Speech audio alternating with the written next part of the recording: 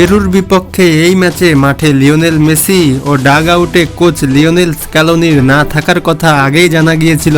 Messi চোটের কারণে এবং স্ক্যালোনি ছিলেন না নিষেধাজ্ঞায় পড়ে, কিন্তু নিয়মিত অধিনায়ক ও কোচকে ছাড়াই সহজ জয় পেয়েছে আর্জেন্টিনা।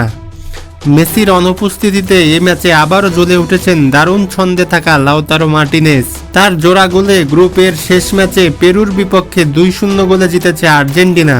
এই জয়ে 3 ম্যাচে 9 পয়েন্ট নিয়ে গ্রুপ চ্যাম্পিয়ন হয়ে কোয়ার্টার ফাইনালে উঠেছে আর্জেন্টিনা।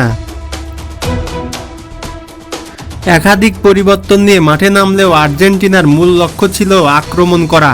ম্যাচের প্রথম মিনিটেই আক্রমণে গিয়ে পেরুর রক্ষণের পরীক্ষা নেন আলেহান্দ্রো গার্নাচো, কিন্তু জমাট রক্ষণের পাশাপাশি শরীর নির্ভর ফুটবল খেলে আর্জেন্টাইন আক্রমণভাগকে বেশ ভালোভাবেই আটকে রাখতে পেরেছিল পেরু।